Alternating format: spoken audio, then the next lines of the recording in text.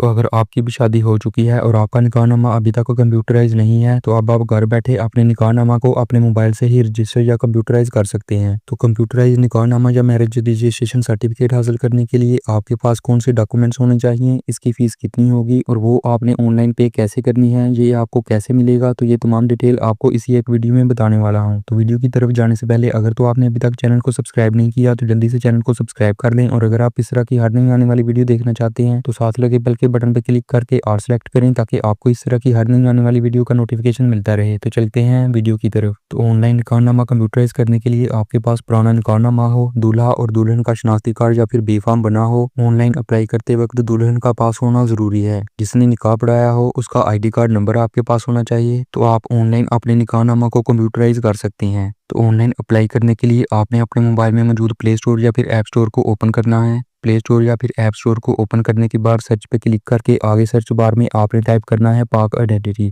पाक identity type करने के बाद सर्च करेंगे तो आगे हमारे सामने पाक आइडेंटिटी एप्लीकेशन कुछ इस तरह से शो होगी। तो अगर ये आपके मोबाइल में इंस्टॉल नहीं तो आपने इसको अपने मोबाइल में इंस्टॉल कर लेना है। लेकिन अगर ये आपके मोबाइल में पहले से ही इंस्टॉल है और इसके आगे अपडेट का ऑप्शन शो हो रहा है तो आपने इसको कर लेना है अपडेट। उसके बाद हम ओपन पे क्लिक करेंगे। ओपन पे क्लिक करने के बाद आगे हमारे सामने इस तरह से इसका इंटरफेस है। तो यहाँ अगर तो आपका अकाउंट पहले नहीं बना तो आपने रजिस्टर पे क्लिक करके अपना अकाउंट बना लेना है, या फिर आपने अपना अकाउंट कैसे बनाना है तो इस पे मैं एक वीडियो पहले से ही अपलोड कर चुका हूँ, जिसका लिंक आपको इसी वीडियो की डिस्क्रिप्शन में या फिर आई बटन में मिल जाएगा, जिसको देखकर आप भी अपना अकाउंट बना सकते हैं। तो अकाउंट बनाने के बाद यहाँ आपने नादरा सर्विसेज ही सिलेक्ट रखना है और नीचे है लॉगिन, इस पे हम क्लिक करेंगे। उसके बाद मेरा अकाउंट पहले ही बना है तो मैं यहाँ अपना ID कार्ड नंबर और नीचे पासवर्ड इंटर करता हूँ। उसके बाद नीचे है लॉगिन, इस पे मैं क्लिक करता हूँ। लॉगिन पे क्लिक करने के बाद आगे हमारे सामने इस तरह से इसका इंटरफेस है। तो इस पेज को हम स्क्रॉल डाउन करेंगे। पेज को स्क्रॉल डाउन करने के बाद यहाँ है सूबाई निज़ाम में पैदाइश, वफात या तलाक का इंदराज। तो इसके नीचे आप जिस सूबे में रहते हुए पैदाइश, वफात, निकाह या तलाक के लिए ऑनलाइन इंदराज कर सकते हैं वो डिटेल आपको यहाँ शो हो रही है। तो यहाँ तमाम सूबों का प्रोसीजर तकरीबन सेम ही है। तो हम यहाँ पंजाब पे क्लिक करेंगे।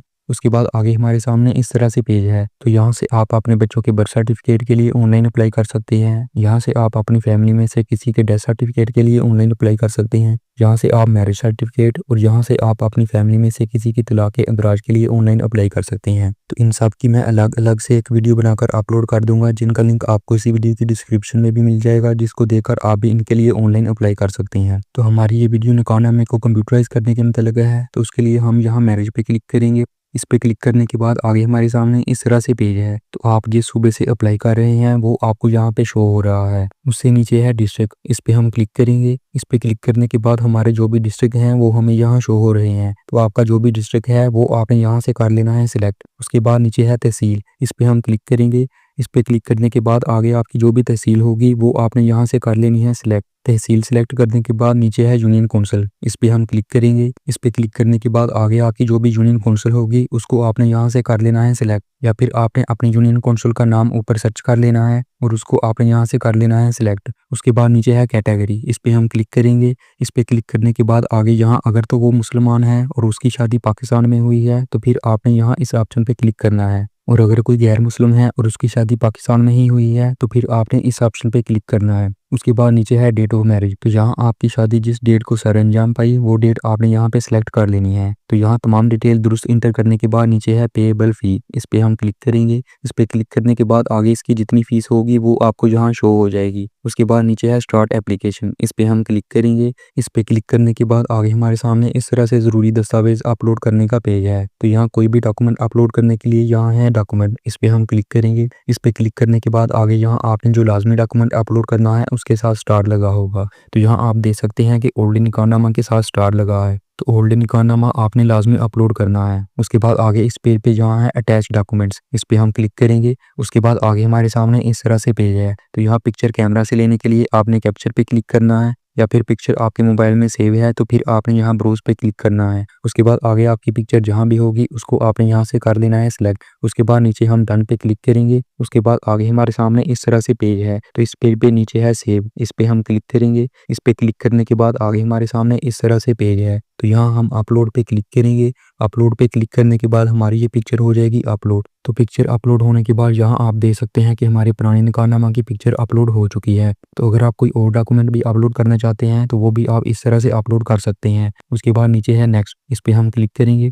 इस पे क्लिक करने के बाद आगे हमारे सामने इस तरह से पेज है। तो ऑनलाइन निकाहनामा रजिस्टर करने से पहले दुल्हन का शनाख्ती कार्ड या फिर बी फार्म बना हो तो यहाँ आपने दुल्हन का शनाख्ती कार्ड नंबर या फिर बी फार्म नंबर यहाँ एंटर कर लेना है। उसके बाद हम पेज को स्क्रॉल डाउन करेंगे। पेज को स्क्रॉल डाउन करने के बाद नीचे आपने हक महर की तफसील एंटर करनी है और हक महर की कितनी रकम है वो आपने यहाँ एंटर करनी है। तो यहाँ आप हक महर की डिटेल एंटर ना भी करें तो कोई बात नहीं, उससे नीचे जो आपकी नेशनैलिटी है वो आपने यहाँ पे सिलेक्ट कर लेनी है। उसके बाद जो निकाह कहाँ होगा उसका आईडी कार्ड नंबर आपने यहाँ एंटर करना है। तो यहाँ तमाम डिटेल दुरुस्त एंटर करने के बाद नीचे है नेक्स्ट, इस पे हम क्लिक करेंगे। इस पे क्लिक करने के बाद आगे हमारे सामने इस तरह से पेज है। तो यहाँ आपने दुल्हन के फेस को वेरीफाई करना है। तो फेस को वेरीफाई करने के लिए नीचे है प्रोसीड, इस पे हम क्लिक करेंगे। इस पे क्लिक करने के बाद अगर तो आप अपने फेस को फ्रंट कैमरा से स्कैन करना चाहते हैं तो आपने फ्रंट कैमरा पे क्लिक करना है, और अगर आप अपने फेस को बैक कैमरा से स्कैन करना चाहते हैं तो फिर आपने बैक कैमरा पे क्लिक करना है। उसके बाद आगे हमारे सामने इस तरह से पेज है। तो यहाँ आपने वेट करना है, आपने किसी बटन को प्रेस नहीं करना। तो यहाँ आपका बैकग्राउंड व्हाइट हो या फिर प्लेन एक कलर में बैकग्राउंड हो। तो फेस स्कैन होने के बाद आगे हमारे सामने इस तरह से पेज है।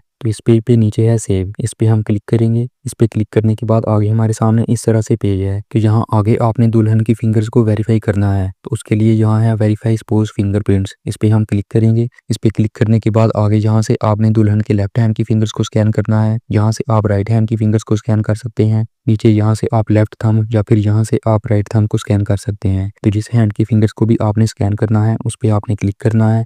उसके बाद आगे हमारे सामने इस तरह से पेज है। तो यहाँ जैसे आपको स्क्रीन पे नज़र आ रहा है सेम वैसे ही आपने भी अपनी फिंगर्स को स्कैन करना है। तो फिंगर स्कैन करने के लिए नीचे है कंटिन्यू, इस पे हम क्लिक करेंगे। तो आगे हमारा कैमरा ओपन हो चुका है। तो जैसे आपको स्क्रीन पे नज़र आ रहा था सेम वैसे ही आपने भी अपनी फिंगर्स को स्कैन करना है। तो फिंगर स्कैन होने के बाद आगे हमारे सामने इस तरह से पेज है। तो इस पेज पे यहाँ है नेक्स्ट, इस पे हम क्लिक करेंगे। इस पे क्लिक करने के बाद आगे हमारे सामने एप्लीकेंट के एड्रेस की डिटेल्स का पेज है। तो यहाँ से आपने अपने करंट एड्रेस को सिलेक्ट कर लेना है जहाँ आप रह रहे हैं। उसके बाद नीचे है नेक्स्ट, इस पे हम क्लिक करेंगे।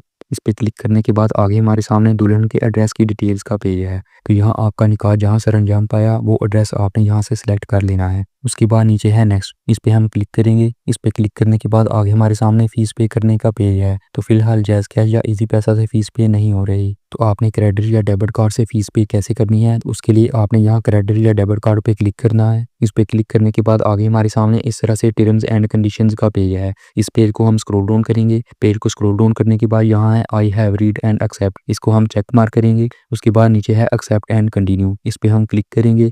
इस पे क्लिक करने के बाद आगे हमारे सामने बिलिंग इन्फॉर्मेशन का पेज है। तो यहाँ से आप अपने या फिर किसी के भी डेबिट या क्रेडिट कार्ड से फीस पे कर सकते हैं। तो जिसके भी आप डेबिट या क्रेडिट कार्ड से फीस पे कर रहे हैं यहाँ आपने उसकी डिटेल इंटर करनी है। तो यहाँ सबसे पहले आपने उसका फर्स्ट नेम इंटर करना है, उससे नीचे आपने लास्ट नेम इंटर करना है, उससे नीचे आपने अपना ईमेल इंटर करना है और उससे नीचे आपने अपनी कंट्री सेलेक्ट कर लेनी है। उसके बाद नीचे जो भी आपका डिस्ट्रिक्ट है वो आपने यहाँ इंटर कर लेना है। उसके बाद हम पेज को स्क्रॉल डाउन करेंगे। पेज को स्क्रॉल डाउन करने के बाद यहाँ आपकी जो सिटी होगी वो आपने यहाँ इंटर कर लेनी है। उससे नीचे आपने अपना पोस्टल कोड इंटर करना है और नीचे आपने अपनी स्ट्रीट नंबर इंटर करनी है। तो यहाँ तमाम डिटेल इंटर करने के बाद नीचे है नेक्स्ट, इस पे हम क्लिक करेंगे। इस पे क्लिक करने के बाद आगे हमारे सामने कार्ड की डिटेल्स इंटर करने का पेज है। तो यहाँ इसकी जितनी फीस है वो आपको यहाँ शो हो रही है। तो आपने अपनी फीस को यहाँ से कंफर्म कर लेना है। उसके बाद यहाँ आपने कार्ड का नंबर इंटर करना है। उससे नीचे कार्ड की बैक साइड पे एक 3 हिस्सों का कोड होगा वो आपने यहाँ इंटर करना है। उससे नीचे जो कार्ड का एक्सपायरी मंथ होगा वो आपने यहाँ से सिलेक्ट कर लेना है और जो कार्ड का एक्सपायरी ईयर होगा वो आपने यहाँ पे सिलेक्ट कर लेना है। उसके बाद हम पेज को स्क्रॉल डाउन करेंगे। पेज को स्क्रॉल डाउन करने के बाद जिसके नाम पे ये कार्ड होगा उसका नाम आपने यहाँ इंटर करना है। तो ये तमाम डिटेल आपको आपके कार्ड पे भी मिल जाएगी। उसके बाद नीचे है कन्फर्म एंड पे, इस पे हम क्लिक करेंगे।